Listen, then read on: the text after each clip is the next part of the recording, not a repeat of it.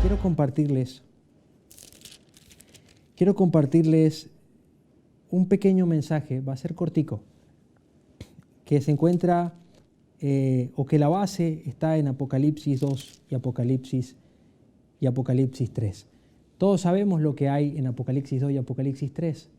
Está una descripción a las iglesias del Apocalipsis. Está la iglesia de Éfeso, está la iglesia de Pérgamo, está la iglesia de Esmirna, está la iglesia de Tiatira, de Sardis, de Filadelfia, y termina con la iglesia de la Odisea. Y de cada una el Señor dice muchas cosas. Hay algunas que no llevaron reprensión. Por ejemplo, la iglesia de Esmirna no recibe reprensión, Filadelfia no recibe reprensión, pero casi todas reciben un mensaje muy fuerte. Tenemos el caso, por ejemplo, a la iglesia de Sardis, por ejemplo: yo conozco tus obras, que tienes nombre de que vives y estás muerto. Palabras muy fuertes, ¿no? Las palabras un poco menos fuertes, ¿no? Las que le dice a Éfeso: has dejado tu primer amor, ¿no? No dejes tu primer amor. Pero casi todas han recibido algunas amonestaciones. Pero ¿saben qué une a todas las iglesias que se describen de Apocalipsis 2 y Apocalipsis 3? Hay una frase que yo en la fe voy a dejar que ustedes me respondan, y yo voy a pensar que en este momento todos están gritando al unísono la respuesta de esa pregunta. Yo creo que todos saben cuál es la frase que une todos los mensajes a las iglesias. Para todos los mensajes a todas las iglesias hay un mensaje.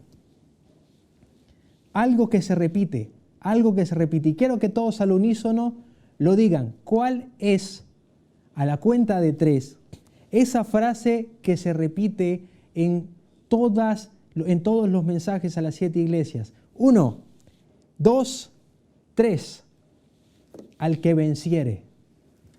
Al que venciere. Ninguna iglesia se quedó sin promesa. Algunas no recibieron amonestación, pero todas reciben recompensa. Al que venciere le daré una piedrecita blanca, le escribiré su nombre. Al que venciere le daré potestad sobre las naciones. Al que venciere. El Señor siempre recompensa al vencedor. Para todo vencedor siempre habrá una recompensa, una piedrecita blanca, el poder para servir a las demás naciones, el estar con Jesús para siempre. A todas las iglesias les dice: al que venciere. Y cuando nosotros miramos el hilo profético del mensaje a las 7 iglesias, nos damos cuenta que todas las iglesias están representadas en algún tiempo. Comenzamos con la iglesia de Éfeso, la iglesia primitiva, después pasamos por Esmirna, por Pérgamo, y así sucesivamente. Cada iglesia ha cumplido un periodo de tiempo. Así que para cada mensaje nosotros podemos encontrar una aplicación de la iglesia del segundo pacto a través del tiempo. Y saben, todas esas iglesias pasaron por cosas muy difíciles: persecuciones, pasaron por engaños, pasaron por tragedias, por sufrimiento. Muchas de las personas que están registradas en el tiempo de estas iglesias tuvieron que abandonar todo, irse a las montañas, esconderse, separarse de su familia, predicar a costa de su vida, vivir en austeridad, vivir en tristeza, vivir en dificultades, vivir en pobreza. Pero a todas esas iglesias se les dice lo mismo: tus sacrificios serán recompensados. Y cuando estés aquel día grande en el cielo, mirarás atrás y dirás, como dijo el hermano Finch en aquel sueño de la hermana White: cuán poco nos ha costado la salvación. ¿Saben por qué el Señor a cada mensaje de cada iglesia hace una reprensión, una afirmación, una advertencia? A cada iglesia les dijo: al que venciere. Porque en medio de todo les quiso decir: hay una recompensa, no lo olvides, hay una recompensa para ti. Y quiero detenerme unos minutos a analizar un poco el mensaje a la última iglesia. Porque el mensaje a la última iglesia corresponde a la iglesia de nuestro tiempo, la iglesia de Laodicea. Y es probablemente el mensaje más fuerte que alguna iglesia haya recibido. Es probablemente el mensaje más duro que alguna iglesia haya recibido. El mensaje a la Odisea se encuentra en Apocalipsis 3. Comienza en el versículo 14 y termina en el versículo 22. Y quiero repasar algunos de estos versos. Comienza de la siguiente manera. Y escribe al ángel de la iglesia en la Odisea: He aquí el que es el testigo fiel y verdadero, el principio de la creación de Dios, dice esto: Yo conozco las cosas que estás haciendo. Yo conozco tus obras, que ni eres frío ni caliente. Ojalá fuera frío o caliente, pero por cuanto eres tibio y no frío ni caliente, me repugnas. Te tengo que vomitar de mi boca, no puedes pasar.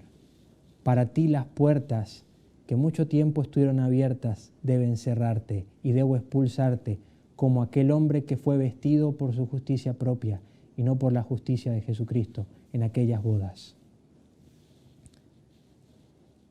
Por tanto, pero por cuanto eres tibio y no frío ni caliente, te vomitaré de mi boca, versículo 16. Porque tú dices, yo soy rico y me he enriquecido y de ninguna cosa tengo necesidad, y no sabes que tú eres un desventurado, miserable, pobre, ciego y desnudo. ¿Qué reprensión tan fuerte recibe la iglesia de la Odisea? El Señor describiéndote a ti y a mí, naturalmente partícipe de la sanción a la iglesia de la Odisea. Por cuanto no eres frío ni caliente, tú eres un tibio. Y saben, en este contexto, en el contexto práctico de la carta a la iglesia de la Odisea, hay que entender un poco qué ocurría en la Odisea. En la Odisea, el clima no era propiamente frío, no es Guambía, es más Amazonas. Y ellos tenían un sistema como de canteras, como de canales de agua, que traían el agua desde un lugar hacia otro lugar. Esa agua era usada para bañarse, para refrescarse, para tomar, era su principal uso. Pero como esa agua era traída en grandes distancias y no estaban cubiertas, esas canteras, esos canales de piedra, se calentaban de tal manera que cuando el agua pasaba por ahí se calentaba. Se calentaba. Y cuando ellos la iban a usar estaba tibia. Y el agua tibia para ellos no servía de nada, porque ni la puedes beber para refrescarte, ni puedes usarla para cocinar. Es agua tibia. No sirve. Y el Señor lo que le está diciendo a la iglesia de la Odisea es: tus obras me demuestran que no sirves para nada. Eres una iglesia sin propósito. Eres una iglesia sin convicción. Eres una iglesia que no está fundada en la roca. Eres una iglesia que no hace lo que yo he pedido que haga. Es el mensaje que recibe la Odisea. Ustedes imaginan a un padre y se puede imaginar que ese corazón tenga amor diciéndole a sus hijos: no sirves para nada. Como iglesia no sirven. Pero el Señor dice: porque tú dices, yo soy rico y me he enriquecido y de ninguna cosa tengo necesidad, y no sabes que tú eres un desventurado, miserable, pobre, ciego y desnudo. El Señor le dice: no sirves para nada porque dices que tienes y no tienes. No sirves para nada porque crees que eres suficiente. No dices para nada porque estás buscando que tus actos te confirmen. No sirves para nada porque crees que debes hacer algo y que ese algo te garantiza mi gracia. No sirves como iglesia porque no has aceptado el mensaje que es para ti, que eres un miserable, un ciego y un desnudo, que eres un pecador y que además de eso no sabes que eres un pecador y necesitas mi Espíritu Santo. El mensaje a la iglesia lo dice, es un mensaje fuerte. No sirves como iglesia, porque crees que tienes y no tienes, porque crees que eres rico y realmente eres pobre, porque crees que ves y eres un ciego, porque crees que estás en la gracia y eres un miserable. No dice, no sirves para nada porque eres un miserable. No dice, no sirves para nada porque crees que eres no sirves para nada porque eres un ciego. No dice, no sirves para nada porque eres un pecador. No dice, no sirves para nada porque... No. Dice, no sirves para nada porque crees que no eres ciego. No sirves para nada porque no crees que eres miserable. No sirves para nada porque no crees que eres un desventurado. No sirves para nada porque estás lleno de justicia propia. Quiero leerles una cita de un libro que me parece precioso, El santuario y su servicio, de un pastor llamado Milan L. Andreasen. Y Andreasen escribió lo siguiente: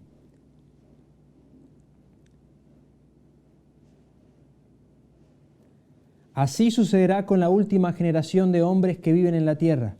Y la última generación que vivan en la tierra son ¿quiénes? La iglesia de la Odisea, tú y yo. Los miserables, los desnudos, los desventurados, los que creemos que tenemos y no tenemos. Por su medio Dios hará la demostración final de lo que puede hacer con la humanidad. Tomará a los más débiles de los débiles, a aquellos que llevan todos los pecados de sus antepasados, y en ellos mostrará su poder. Estarán sujetos a toda tentación, pero no cederán. Demostrarán que es posible vivir sin pecar, es decir, que harán la demostración que el mundo ha estado esperando y para la cual Dios ha estado haciendo los preparativos. Será evidente para todos que el Evangelio puede realmente salvar hasta lo sumo. Dios será hallado veraz en sus dichos.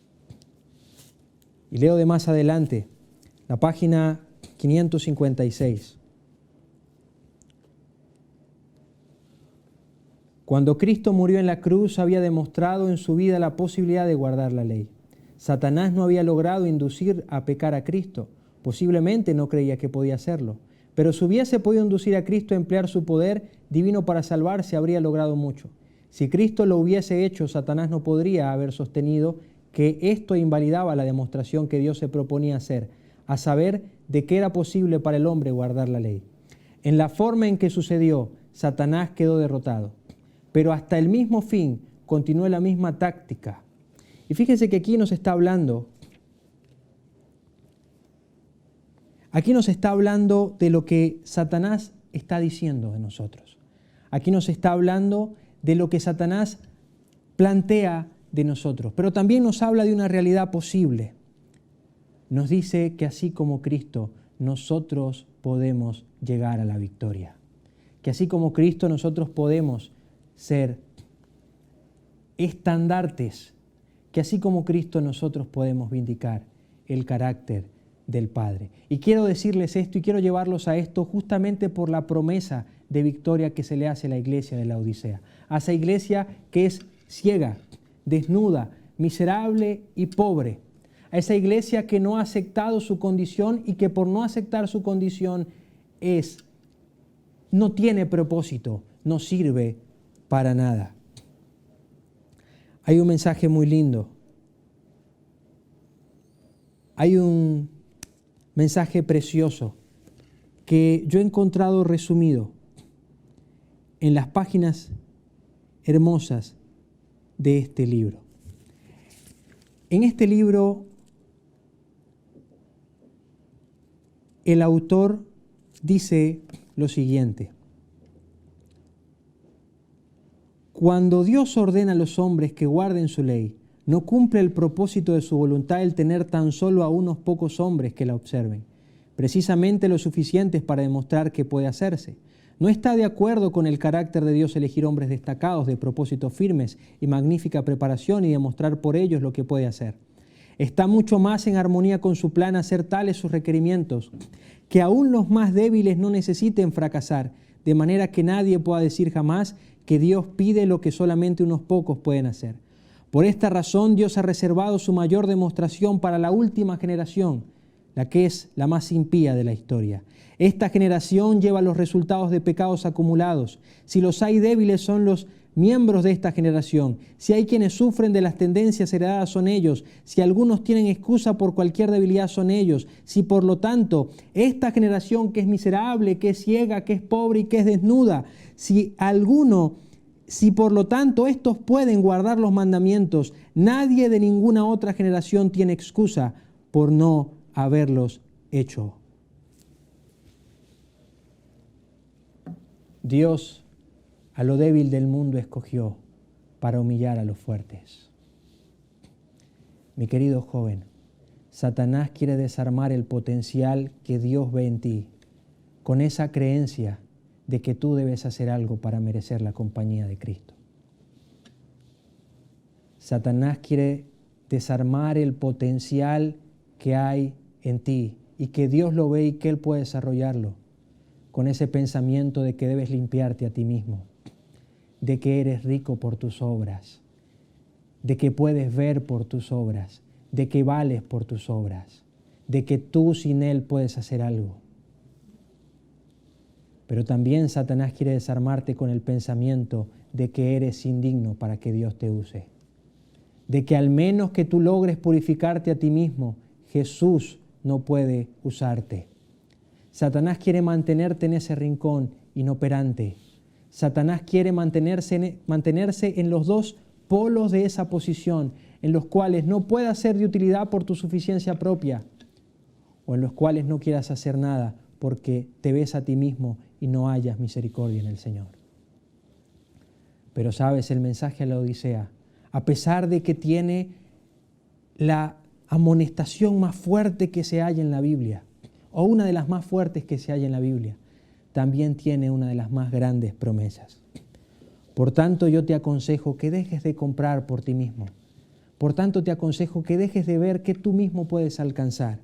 Por tanto, yo te aconsejo que de mí compres oro refinado en fuego, para que seas rico, y vestiduras blancas para vestirte, y que no se descubra la vergüenza de tu desnudez. Y unge tus ojos cocolirios para que veas. Eso no es tuyo. Tú no lo tienes. Necesitas comprarlo. Y necesitas comprarlo a mí. Yo soy el que te lo vende. Como dice el libro de Isaías. Venid todos los hambrientos y los sedientos. Comprad sin dinero. Comparadme a mí. Y el Señor aquí nos dice, tú no tienes justicia. El Señor le dice, sí, es cierto, tú eres un miserable, eres un ciego y un desnudo, pero ese no es el problema que yo tengo contigo, porque tú eres así. Y la única forma de que tú salgas de eso es que compres de lo mío, pero no vas a comprar de lo mío porque no crees que esa es tu condición y porque más aún quieres salir de esa condición por ti mismo. Mi querido joven, lo que yo te quiero decir en esta corta reflexión es que el Señor ha reservado la mayor demostración de amor para ti, el que más peca, el que más tendencias tiene, el que más cae, porque cuando abundó el pecado, sobreabundó la gracia. Y esa es la mayor motivación que tú y yo podemos tener en este tiempo. Sabernos ciegos, sabernos desnudos, sabernos miserables, pero aún así entender, comprender y interiorizar que la misericordia del Señor nos cubre a pesar de eso. Porque en esto consiste el amor, no en que nosotros hayamos amado primero, sino que Él nos amó. Y quiero dejarte con la promesa que el Señor le dio, te da a ti y me da a mí, que soy un ciego, un desnudo y un miserable pecador. Yo reprendo y castigo a todos los que amo. Sé pues celoso y arrepiéntete. He aquí, yo estoy a la puerta y llamo. Si alguno oye mi voz y abre la puerta, entraré a él y cenaré con él y él estará conmigo. Al que venciere entonces, le daré que se siente conmigo en mi trono, así como yo he vencido y me he sentado con mi Padre en su trono. El Señor Jesús para ti y para mí tiene una promesa especial. Y Él dice, si tú vences, de la manera en que yo vencí, estando en las peores condiciones, siendo vulnerado de todas las maneras, si tú vences como yo vencí, entonces vas a ser partícipe de mi misma recompensa. Te sentarás conmigo en mi trono. ¿No te gustaría a ti sentarte en el regazo de Jesús? Ser de su gobierno, compartir su gobierno, compartir la heredad que Él ha prometido a los que venzan. Así como yo he vencido y me he sentado con mi Padre en su trono, el que tiene oído, oiga lo que el Espíritu le está diciendo hoy a la iglesia. Muchachos, si esto no nos motiva, no hay nada que lo pueda hacer. Si esta convicción de que aún siendo un miserable, ciego, sordo y desnudo y desventurado, Cristo nos ofrece lo de Él para sacarnos de esa condición. Y más aún llevarnos a la recompensa más grande que se le ha ofrecido a cualquier iglesia. Si eso no nos motiva, nada lo puede hacer. El Señor no quiere que vayas a Él limpio. El Señor quiere que vayas a Él tal como estás, para que la manifestación del poder, la manifestación de su amor transformando tu vida sea más grande. Nadie ha podido amar más que aquellos que más han recibido. Mientras más pecador sea el hombre, más impactante será el proceso de transformación que Dios hará en su vida. Esa es mi motivación, saberme miserable, pero más aún entender que para mi miseria hay una cura y se llama Cristo Jesús y su sangre. Quiero dejarlos con una oración. Nos vemos pronto. Inclinemos el rostro. Padre, gracias por tu palabra, gracias por tu misericordia y gracias por tu amor. Nos despojamos en tus manos porque sabemos que, Señor, en ella siempre estaremos mejor. Toma nuestro corazón porque no sabemos cómo entregártelo. Somos miserables, somos ciegos, somos desnudos y lo peor de todo es que no lo sabemos, Señor. Por eso necesitamos a tu Espíritu Santo para que nos revele lo que hay en este podrido corazón, pero más aún para que nos lleve a la justicia de Cristo. En su nombre te lo pedimos todo. Amén.